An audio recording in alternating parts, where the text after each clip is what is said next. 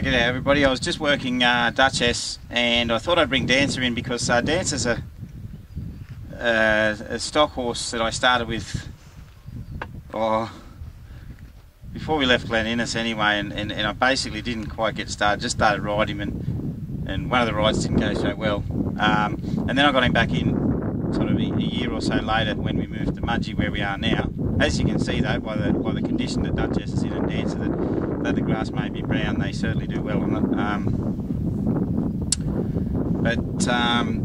Yeah, anyway, now he was a pretty wild type of horse, you know, come in, you know, not handled when he was young, and you know, what I've found with these type of horses, they sort of don't want you near him, but he was one of those horses that would spend more of their time two eyes on, facing you like this, you know, so you couldn't get up his sides and things like that.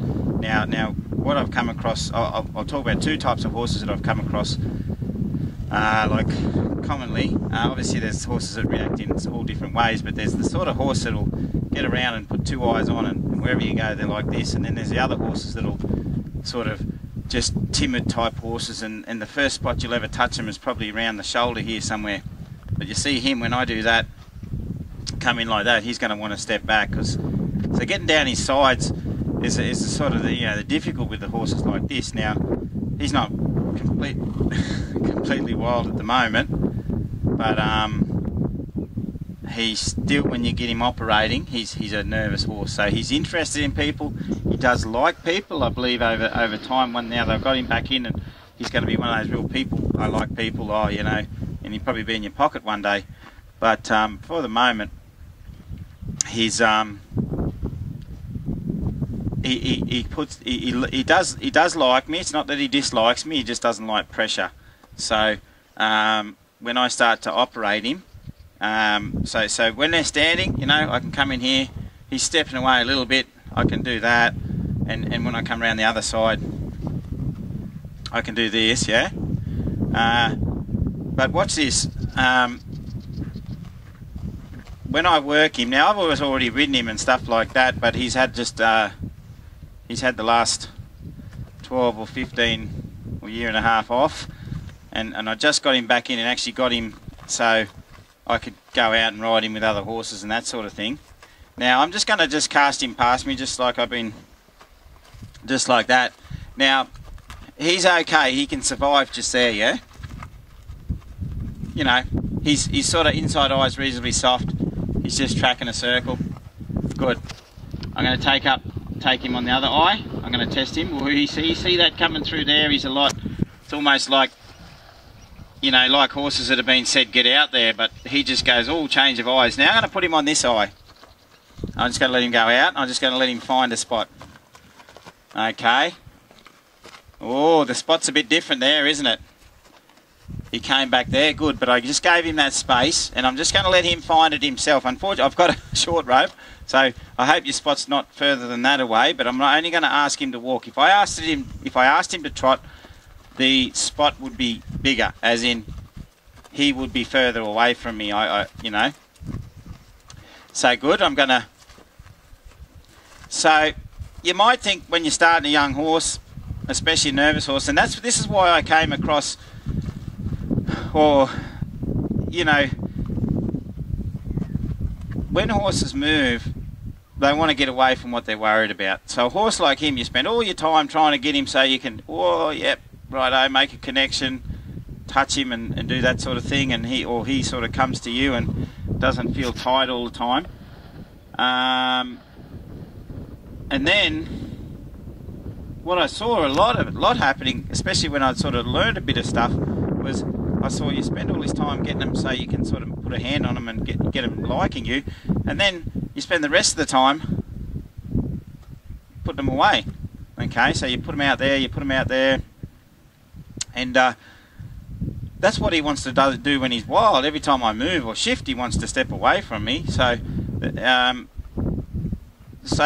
what I started to realise is the young horses, the tough ones that were going to really be dangerous to ride, I had to really get them to want to be close to me, but not just close as in they can come up and go, I can stand here and hang with you, close as in that they could move close to me and not feel a need to separate. And I've been talking about a lot in the videos that we were doing on on Duchess. But this horse here is more of a horse that wants to be separated when he starts moving his feet. He wants to panic and get away, okay?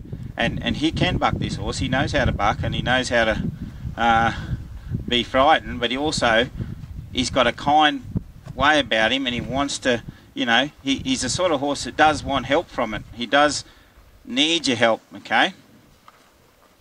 So I'm just going to cast him past me just like that, and I'm just going to show you from this angle what I'm talking about.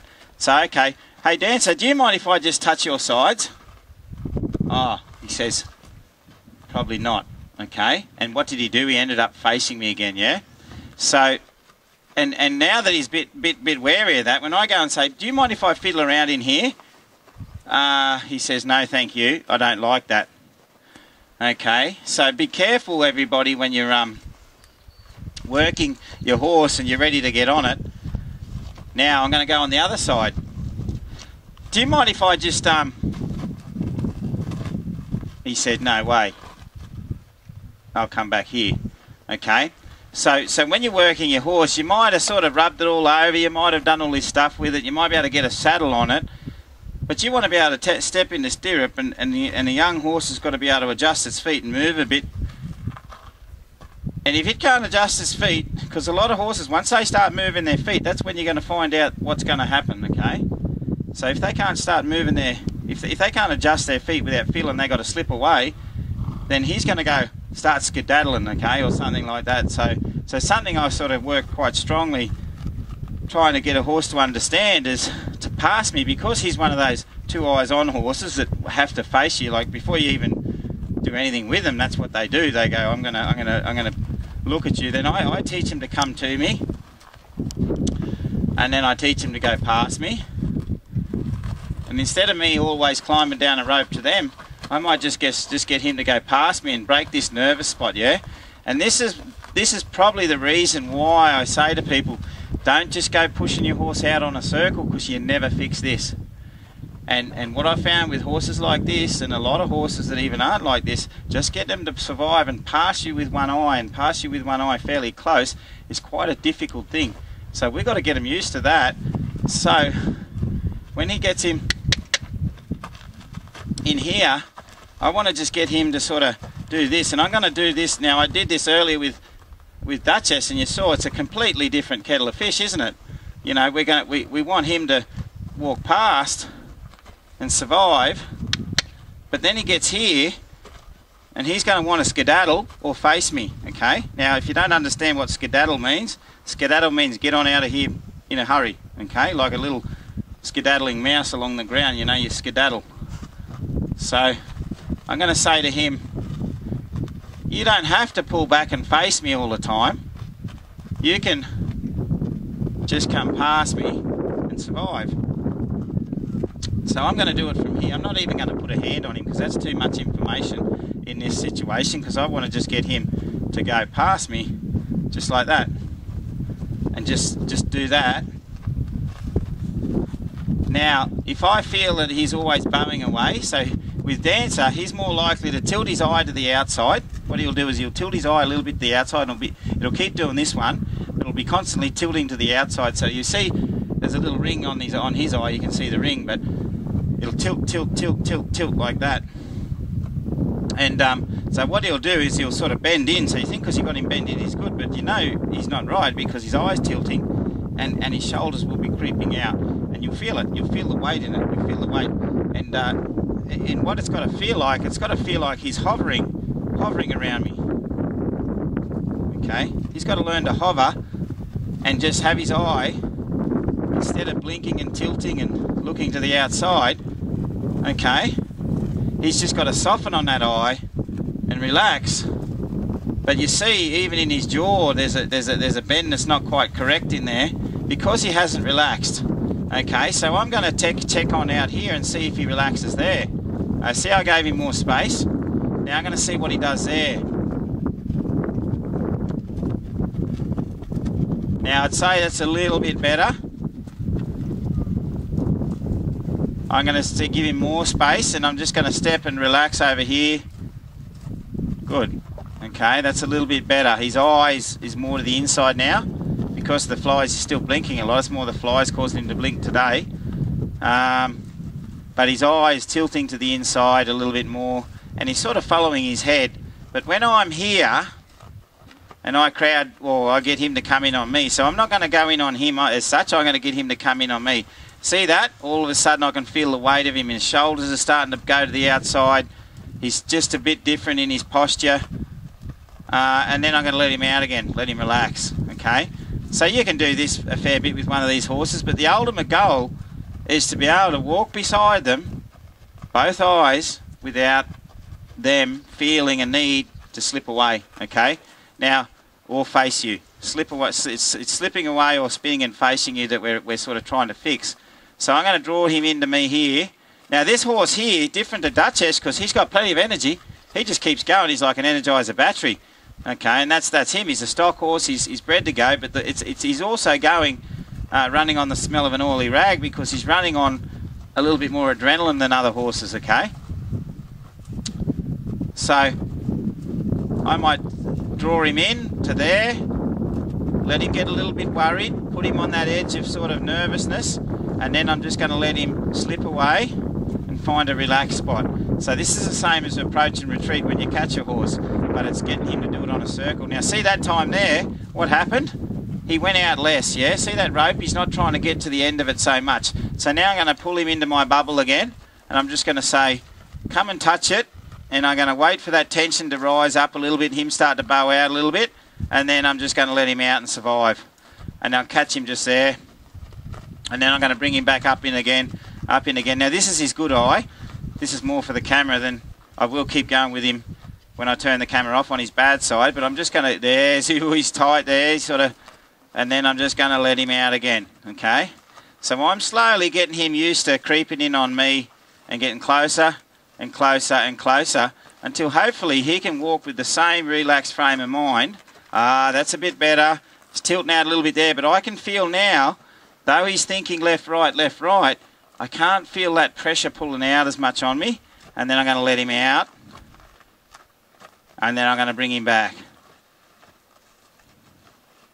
And I'm just slowly decreasing it. And then what I may do just here to help him is I'm just going to slow my feet. And if he can stop there without facing me and keep... Now, his eyes are going to the outside now. You see him tilting to the outside.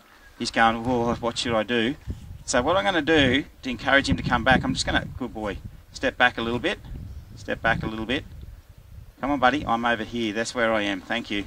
And then he's going to go, can I just get in front of you? Because I feel better when I've got two eyes on, yeah? So I just thought I'd talk about that because I find these things really interesting because basically these lessons that I'm showing horses, ultimately on the really tough horses, and I'm talking about the tough ones like the, you know, I've done horse brumbies from different parts of Australia, from the desert to the mountains, and you know, from South Australia, and a lot of sort of unhandled stock horses and Arabs and stuff like that. Basically, this is helping your horse, but ultimately for me it was survival because, you know, I had to get up on these horses, and if anyone's been on a horse that's turned back like this, looking at you and skedaddling it as fast as they can in that direction out in the bush, you know, it's not a nice experience. So there was lots of things I had to chip away at to get a horse to release that tension and relax and understand that I'm okay. Like here, he's going to finally stand for a while and go, oh, can I come down and chew and relax now? But I had to get them to learn how to operate and relax and operate and relax and get calmer and calm until they sort of could be, say, me and you, we can move our feet together. And if you do that on the ground for a while, then yeah, it's just a little bit safer under saddle.